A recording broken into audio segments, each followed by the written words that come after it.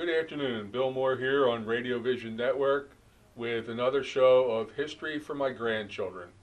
And what I've been attempting to do is pick out some things that I remember, things that I know that I wanted not only my grandchildren to know, but probably everybody's grandchildren and anybody else interested. These are things that the history books sometimes don't cover very well. They're also things that public schools don't have a chance to cover because of their increased needs to teach the test and things like that. So we have another segment today, and today I want to talk about a storm, Hurricane Hazel. And that storm happened 62 years ago last month. Hurricane Hazel was the storm that I remember as a child. I was 10 years old when Hurricane Hazel passed over New Jersey. Before I go any further, though, I want to give you a brief background of what a hurricane is. A hurricane forms from a low pressure. It forms over warm tropical waters. Most hurricanes occur in the warm weather months, although the hurricane season extends into the fall, and there have been hurricanes recorded in every month of the year, but most of the time they occur in the warm weather months. A hurricane is an extreme area of low pressure. The winds form a circle. In the center of that circle there's a calm area called the eye, and the winds circulate counterclockwise. Some of them come from as far across the Atlantic as the coast of Africa, and they head across, and generally they turn and move northward, some hitting the continental United States, more going and skirting the east coast of the United States. And now let's talk about Hurricane Hazel. Hurricane Hazel formed east of the island of Grenada. Okay, the island of Grenada may be known to people in the U.S. They have quite a medical school there, and there are a lot of U.S. students down there going to medical school. It formed on October 5th, 1954. The only reason I mention the date is because there's a progression of what went on. Initially, Hurricane Hazel was a very small storm, with an eye, a calm area at the center, no more than about 5 to 8 miles wide. That's unusual because the eye is generally much larger than that. Another thing that marked Hazel as something that might turn into an extraordinary storm was its rapid development. It strengthened rapidly. And by 3 days later, on October 8th, Hurricane Hunter aircraft flying into the eye of Hazel encountered severe turbulence. So severe that it actually injured a crew member on that plane. As a result of that severe turbulence, for the next 5 days, no Hurricane Hunter flights were made into the eye. Now, I'm a weather buff. I'm a spotter for the National Weather Service. I've been interested in weather all my life, as far back as I can remember. And I don't remember at any time since Hurricane Hunter has been established that planes did not or were not able to fly into the eye wall. So I think this again marks Hurricane Hazel as being something extraordinary. By October 9th, in 4 days, it had strengthened to a Category 4 storm, and it had sustained winds of 135 miles an hour. That would cause extreme damage anywhere to any structure, trees, any infrastructure at all. So let's categorize Hurricane Hazel again. What made it unusual? First of all, its rapid formation. Initially, it had a very small eye. Its rapid buildup of wind strength, and the other thing, quite extraordinary, its forward speed. That forward speed was sometimes between 30 and 60 miles an hour. That's almost unheard of. I don't remember another hurricane that moved that fast in the forward mode. Most of the time when you look at hurricanes, when they form in the Caribbean in tropical waters, they might meander along at a speed of 5 or 6 miles per hour. Yeah, if you speed walked, you could probably walk that fast, but not for very long. Maybe 12 or 15 miles an hour when they move rapidly, but 30 to 60 miles an hour, that's almost incredible. Now, one of the other things that characterizes a hurricane is the low pressure reading. Remember, it's formed from a low pressure, so consequently, you're going to have a low pressure reading. And its low pressure reading was down as low as 938 millibars, which is pretty low. Now, let's talk about the areas that it affected, and the areas that it affected were quite widespread. We're going to take a quick commercial break, and then I'll be back and we'll continue with Hurricane Hazel. Bill Moore again on Radio Vision Network, History for My Grandchildren. We'll be right back. When it's time for Jersey Mike's to give a sub some sizzle, this is the way.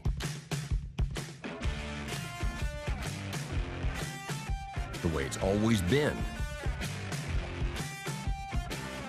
The way it always should be. The way it always will be. Because that's just the way it's supposed to be. Jersey Mike's. Be a sub above. My dream job is to run and manage my own spa one day. To be the general manager for the Jumeirah Hotel in Abu Dhabi, Dubai. I feel that Mercyhurst has prepared me very well for my future in the hospitality industry. The kitchen is incredible. You are planning the meal, doing all the costing and the recipes. You're in charge of everything going on in the kitchen. They really do get you prepared, and they want to make sure that you have a job after college. When it comes to injuries, Bill Moore back on Radio Vision Network with History for My Grandchildren. And today we're talking about Hurricane Hazel, a storm that affected this area and a widespread area of the southern coast of the United States and the Caribbean. Okay, again talking about Hurricane Hazel. Before the commercial break, I said that I would tell you about some of the areas that it affected in the Caribbean area. And it's a whole list, so I'm going to cheat a little bit and read. It's Trinidad, Tobago, the Lesser Antilles, parts of northern South America, Haiti, Puerto Rico, the Leeward Antilles, Jamaica, Hispaniola, Cuba, the Turks and Caicos, and the Bahamas. This sounds like an extended cruise line tour. Okay, and Hurricane Hazel didn't hang around very long, but it affected those areas. Now let's talk about some of the damage caused by Hurricane Hazel before it came to the United States. When it went over Haiti on October 11th, there was over 12 inches of rain. There was widespread flooding, mudslides, and between 400 and 1,000 people were killed. Because of the remoteness of some of the areas and because of the lack of infrastructure, nobody knows exactly, but somewhere between 400 and 1,000 people died due to Hazel. The winds of Hazel by that time were near 150 miles an hour. 150. You think it's a windy day and it becomes uncomfortable in the winter or fall when you have 25 or 35 mile an hour winds. At 150 miles an hour, you probably couldn't stand up. Okay, that's extreme.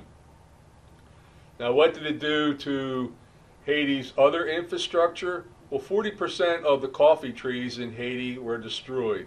That was important because coffee was a cash crop at that time.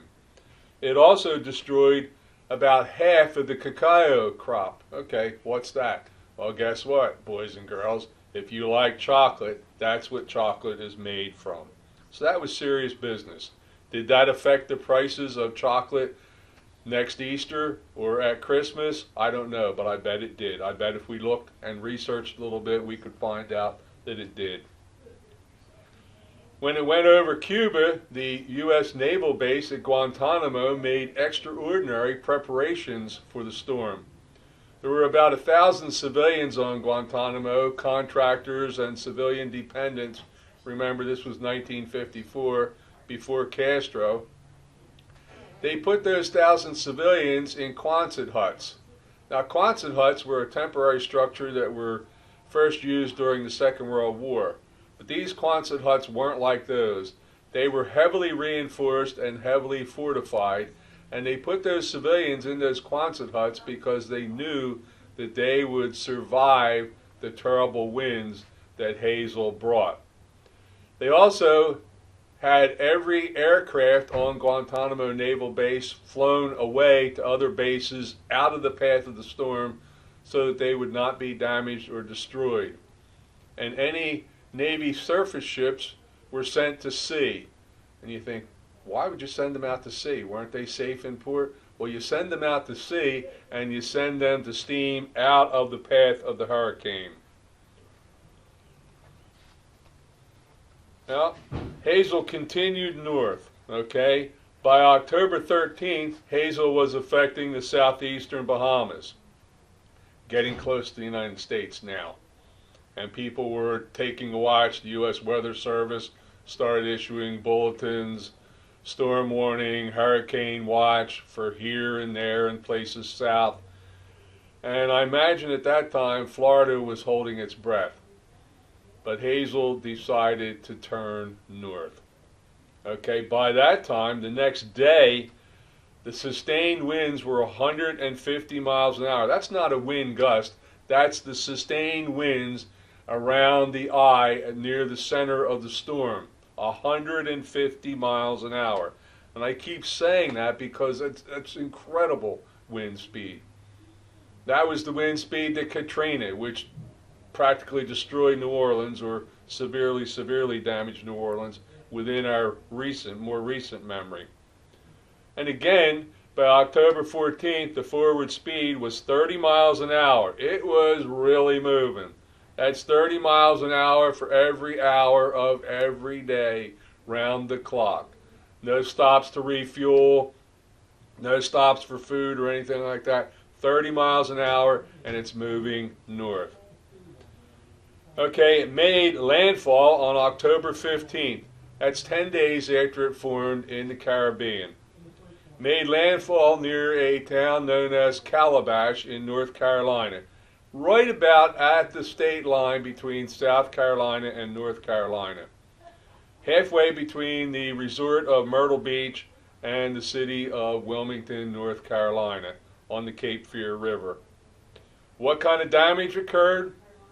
One town, Long Beach, North Carolina, only 5 of 357 buildings in the town were left standing. Essentially, it leveled Long Beach, North Carolina. Every pier along the coast, and anybody who's ever vacationed in North Carolina knows that there are fishing piers all along the coast, from Myrtle Beach right up. Of course, Myrtle Beach is over the line in South Carolina. Every pier for 170 miles of coastline was destroyed. Almost 12 inches of rain hit the area. 19 people were killed. There were 15,000 homes destroyed. There were 39,000 that were damaged. That's an incredible amount. The storm surge ranged anywhere from 12 to 18 feet. And something I didn't tell you about a hurricane, as the hurricane moves over the ocean, it actually pushes the water ahead of it. It bulges the surface of the water. So picture this. As it makes landfall, waves have been crashing on the coast, waves of 15, 20, 25 feet high. That's enough, right? But imagine if those waves are elevated to 25 feet plus the 18 feet of storm surge. You've got almost 40 feet of water coming at you. Essentially a wall of water that rises inexorably. We'll continue this when we come right back after a commercial. So stay tuned to Radio Vision Network, History for My Grandchildren. We'll be right back. They're not all created equal. That's why at Performance Spine and Sports Medicine, Our team of doctors will coordinate and customize your care to provide the best treatment options using the area's most advanced medical technology, all with one goal in mind. to get you back in the game, We call life. pain-free, drug-free. Surgery-free. That's what we do here at Performance Spine and Sports Medicine. Get better faster. Stay better longer. Saving your business money is as easy as 1, 2, 3. Tanker Consulting Services, a payment solutions expert, will show you how with a free, detailed, written analysis illustrating your cost savings. We usually uncover savings between 10 and 25%, and sometimes more. We can help your business succeed by providing reliable and secure merchant payment solutions such as merchant services programs, point-of-sale systems, and ATM machines. TCS, one of the leaders in regional credit card processing consulting, offers electronic payments to Bill Moore again for Radio Vision Network, History for My Grandchildren. And in this segment, we're going to take a look at some visuals that I have, and I'll point out some things from those. So if we can see those visuals. Okay, what we have here, you can recognize the map of the eastern half of the United States. And if you look at the line there, you can see the track that Hazel progressed as it passed up. You can see it hitting the coastline right at the border of South and North Carolina. You can see it passing over North Carolina, Virginia. It affected Maryland. It affected Delaware, the state of New Jersey, Pennsylvania, and New York before it went into Canada. Now, I talked about the forward speed earlier. The forward speed was so high, sometimes as high as 60 miles an hour, that it made that 700-mile trip from landfall on the North Carolina coast to Canada in 12 hours. Almost 700 miles. Okay, what did it do on the way? Well, I was 10 years old at the time, and I told you earlier that I was very, very interested in the weather. Hazel went over and affected New Jersey and Pennsylvania at night. And I can remember asking Dad, can we go outside and look at it? Well, Dad, I'm sure, didn't want to take his 10-year-old son outside, but I pestered enough, and out we went. I've never seen anything like it before or since, and I've been outside in quite a few hurricanes over the years, including Sandy, when I measured wind gusts from Sandy of 90 miles an hour or so. Hurricane Hazel I'll never forget, because we went outside. The air was filled with leaves, with branches. The winds howled. I'm sure my father was standing. Sometimes I would say, Dad, I'm trying to look. He was shielding me. My father was shielding me with his body so his son didn't get hurt. His son, 10 years old, didn't have any idea of the danger. He was amazed at what he saw. Now, we lived only a block from the Delaware River, and I remember for days and weeks after the flooded condition of the river, I can remember seeing things come down the Delaware River, including the tops of houses. We saw dead cows. The river was filled from bank to bank with debris, lumber, boats, anything imaginable. And if the kitchen sink had floated, I'm sure we would have seen some kitchen sinks go down the river. I also remember something that I realized later on. Of course, I guess we realized it then too. Helicopters moving up and down the river for days and I think weeks afterwards. Those helicopters were searching for, tragically, bodies that had been swept away during the flooding that occurred from Hurricane Hazel. Okay, if we can go back to the pictures, yeah, there's an idea. Can you imagine? Let's hope that people weren't in those houses, but those houses have been swept away by the flood. Okay? That's an area that probably didn't get, it didn't get 150-mile-an-hour wind damage, because you can see in the background, you can see trees that are standing. At 150 miles an hour, those trees would be on the ground. Okay, if we can move to the next one, there's some damage right there. I'm also a car buff, and I looked there and I took a good look. That, if I remember correctly, that's a Chevy, and I think that's a 54. And that's a 54 that was ruined by a rather large tree that was toppled on top of it. A classic photo that not only shows the damage, but it dates. There's somebody's brand new car probably only weeks old because that was October of '54, and that's when the new ones came out. And there it is, destroyed. So it not only shows the damage, but it shows the year. And if we can move on to the next one, there's an idea, and if you look, there's the path over Pennsylvania itself. The arrows show the direction of wind circulation.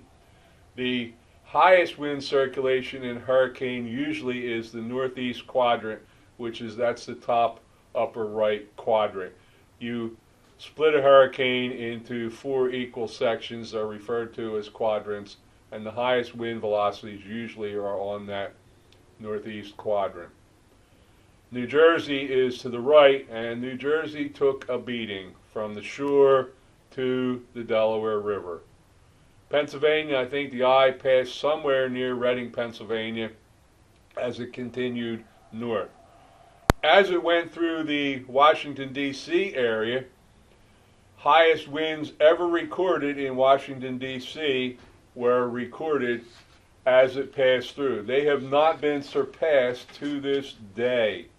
They were almost 100 miles an hour at the National Airport. I said earlier that it went from the Carolina coast to Ontario, Canada in just 12 hours. In New Jersey, you had extensive wind damage, you had power lines down, had river flooding, all of that. Dropping back just a little bit, Raleigh, North Carolina, the weather office there, and this is a direct quote from the weather office. And they said, all traces of civilization in the immediate waterfront between the state line and Cape Fear, that's basically from Myrtle Beach to Wilmington, were practically annihilated. That's 170 plus miles. Now, something else about a hurricane, and I told you earlier that hurricanes derive their power from warm, moist water. Normally, as a hurricane goes over land, it rapidly disintegrates and rapidly loses power. Hazel didn't do that. Hazel still had wind speeds of almost 100 miles an hour when it reached Canada. When it went, the winds in New York City on the Battery, on the waterfront in New York City, were measured at 113 miles an hour, the highest winds ever recorded in the New York metropolitan area. Okay? That's something serious. Somewhere over Pennsylvania or maybe southern New York, Hazel combined with a very powerful cold front and became extratropical. You weather buffs out there, have you heard that term before? Well, Hurricane Sandy, the last storm to give us a pretty powerful punch just a few years ago, did extreme damage to the New Jersey coast, became an extratropical storm. That means that the storm continued. Now, getting back to the date, 1954, yes, we had a National Weather Service. Yes, we had pretty good reporting. Yes, we had pretty good forecasting. But we didn't have the communications that we have today. We didn't have the forecasting ability that we have today. So when it hit Canada, those people were hard hit. Okay, so hard that Canada still refers to Hurricane Hazel as the storm of the century. They had 81 people dead, including people swept away still in their houses. 35 on the Humber River in Canada drowned. Again, this has been Bill Moore with History for My Grandchildren, talking about Hurricane Hazel. Please tune in again next week when we'll do another segment of History for My Grandchildren. Hurricane Hazel, 62 years ago, almost to the month. Okay, October of 1954. The storm that I remember, I was only 10 years old at the time, so I remember it quite well. Thanks again for watching Radio Vision Network. Again, Bill Moore with History for My Grandchildren. Next week we'll have another segment. We may be talking about the other crossing. Okay.